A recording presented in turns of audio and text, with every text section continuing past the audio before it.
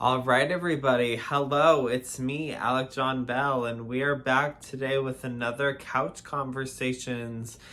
Today's Couch Conversations number 4, and today we are going to be talking about Reiki. So, when I started this channel, I was either in the middle of my Reiki training or I had completed part of my Reiki training, or I had been wanting to start my Reiki training, but I hadn't yet. So basically, a couple of years ago, did my Reiki 1 and my Reiki 2 certification. So when you do Reiki level 1, you have to wait. No, I don't think you have to wait 6 months for Reiki 2. Maybe I should have looked that up before I got on here. Basically, you have to wait like a little bit of time between Reiki 1 and 2.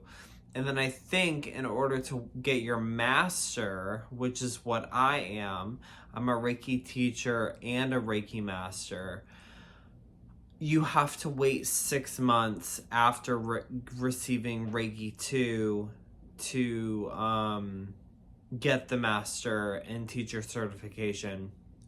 So I did Reiki 1, did Reiki 2, waited the 6 months, did Reiki master, and did Reiki teacher. If I were to show you my wall right now, you would see my Reiki 1, my Reiki 2, and my Reiki master hanging up on the wall. The only certificate that I don't have hanging up on the wall right now is my Reiki teacher certification, which I am going to need my Reiki master to send that to me because I lost it in my email and I haven't been able to find it, and I haven't been able to find a frame for it. And trying to get them all even is like they're all a little lopsided. Like one's leaning this way, the other's leaning this way. They're kind of like not very straight right now. Kind of like me, I'm not straight. So, yeah. So I really. So let me tell you a little bit about how I got interested in Reiki. I was very interested in Reiki for several years before I actually got my certification. I had been looking at local places, trying to find something in the area that would someone in the area that could teach me somewhere I could go, but I didn't drive, and it was just really complicated. And I was in this group, and I don't want to say the name of the group because I don't want to I don't want to say I don't want to advertise their group. I want her group to be a safe space, and I feel like if I come on here on YouTube and I'm talking about it to people, I feel like that's kind of crossing a boundary. So I don't really want to say what group it was that I was in, but I was in this group, and basically this woman who was a reverend, I believe, or something of the sorts, who ran the group, and she was a Reiki master, and she was trying to find people who would be interested in doing a Reiki level 1 class. I believe, if I'm not mistaken, this was the first class that she had ever taught. So she kind of used us as guinea pigs. We were I don't want to say, actually, I don't even want to say that because it makes it sound like she didn't know what she was doing, because she did know what she was doing. She knew exactly what she was doing. She's a brilliant woman. She's a smart woman. I love her. I admire her. And she is my Reiki master. So when you go through your training, you have a Reiki master, and that Reiki master stays your Reiki master basically forever until you die. Like, she is my Reiki master. If I were to teach other people, then I would be their Reiki master. So I was very interested in learning about Reiki and getting certified and going through the trainings, and I saw that she posted in this group that she was looking for people. So I signed up. It was a lot cheaper comparatively to other places in the area. And so I took the class. I took the first class, and then I immediately signed up for the second class. She was like, "How many of you want to be in the second class?" And I was like, "I do." I was like, "Me, I want to be in the second class." And it was just so much fun. It was a little awkward because there were moments of like where you had to practice with another person, and I got lucky. I got lucky because while everybody else was paired up with each other, there was an uneven number. So I had to work with my Reiki master, and I was so grateful to be able to work with her instead of working with another individual in the group, because I didn't really feel comfortable with the other individuals in the group. Not that I didn't like them, I just didn't feel comfortable practicing my Reiki on them. So I practiced my Reiki on on this woman, and I remember, okay, you guys are gonna laugh at this. I remember I was doing my practicing my Reiki on this woman, and she there's a part in the training, or not in the training, in the so basically what we were doing was we were learning how to breathe the Reiki into other people. So I, like a dumbass, said, "I'm going to blow into you."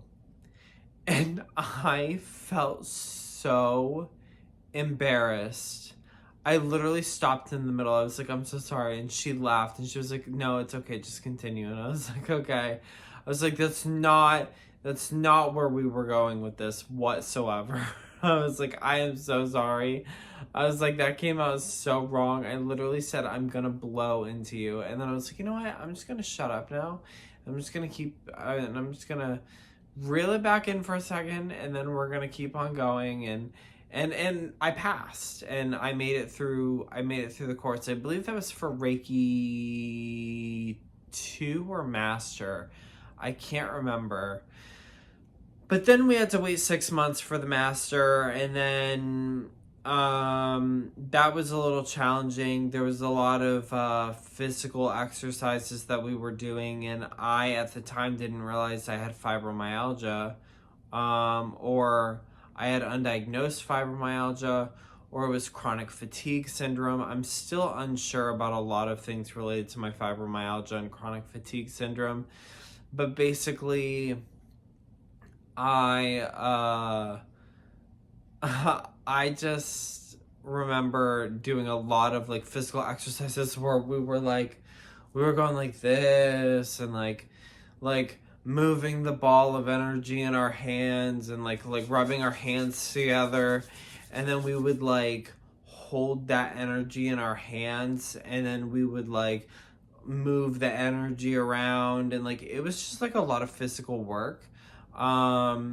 And I know that to a person who doesn't have fibromyalgia or chronic fatigue syndrome or anything like that, probably has no idea how insufferable that could be. But it was terrible. Just because I told my master, I was like, I had to sit down because I couldn't do all of the exercises, and she was like, "Don't worry, like it's not a big deal, like these are just optional things." And I'm like, "Okay, thank you."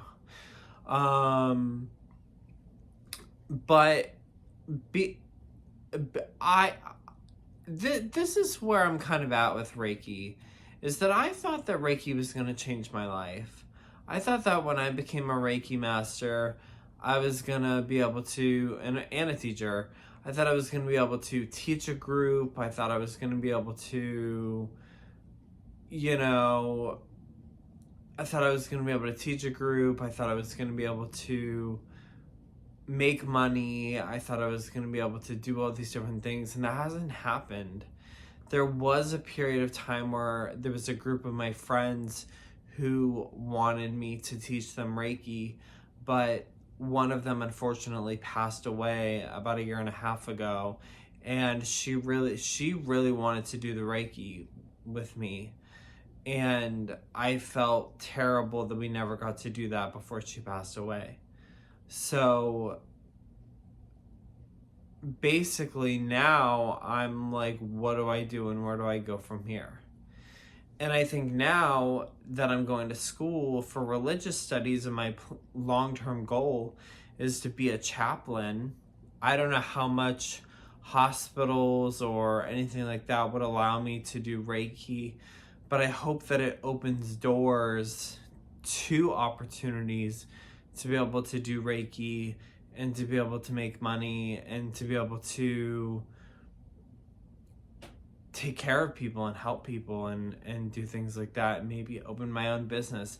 I've been trying to open my own business for like 2 or 3 years now, and it just hasn't happened.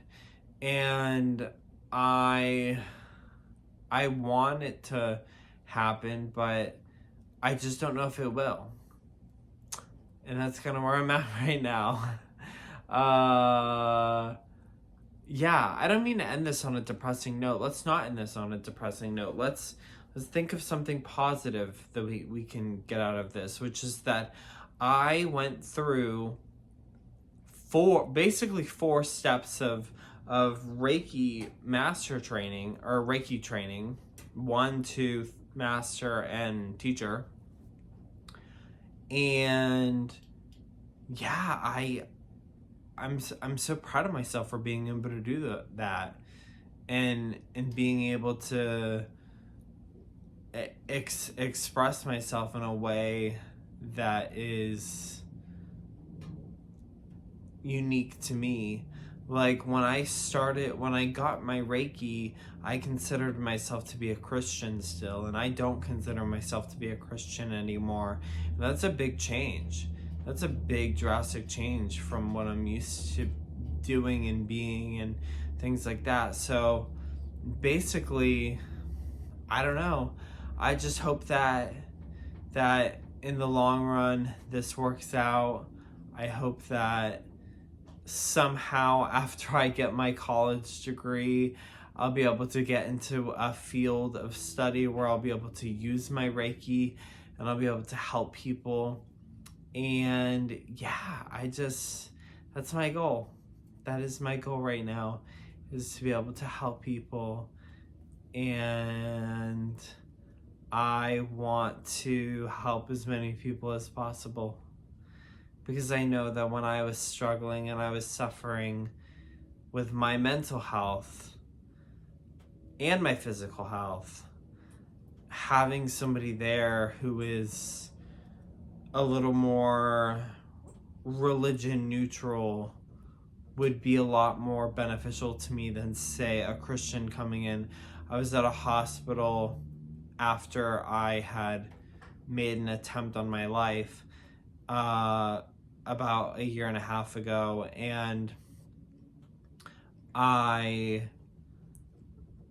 had asked to speak to a chaplain, and he came to speak to me, and immediately the first thing he says is, "Have you read scripture?" And I was like, I'm not really feeling this conversation. He was like, "Do you want me to come back tomorrow?" I was like, no, not really. It was a really awkward conversation, and it only lasted like 2 minutes, but the fact that like he came in assuming that I would be a Christian because I asked for a chaplain was a little frustrating to me, and that's why I want to be a chaplain, because I know in order to be a chaplain you need to be ordained in a specific religion. But if you're wondering what's moving, it's my dog. But I know you have to be ordained in a specific religion, but I don't think that you have to like follow the practices of that religion. I'm not entirely positive. I guess I'll figure it out once I get there. But I don't think you have to actually follow the practices of the religion. I think you just have to be ordained in a specific one. But like, I could be ordained in anything. I could be ordained in Buddhism. I could be ordained in Islam. I could be ordained in Christianity. Like, there's a lot of things I could be ordained in that still count. So anyway, I've rambled on long enough. I just wanted to let y'all know that I am a Reiki master and a Reiki teacher, and I'm so excited, and I'm excited for the future, and didn't mean for that to rhyme. Rhyming is a crime. See, aren't I a good poet? This is why you should buy my poetry books, because I'm so great at rhyming and poetry. Just kidding. Anyway, that's all I wanted to talk about today, is the fact that I'm a Reiki master, and I feel really good about it. I feel really proud of myself. I feel really proud, and I feel like I accomplished something, even though I haven't been able to do much with it yet. So hopefully I will be able to someday. So anyway, I love you guys. I'll see you next time. Bye.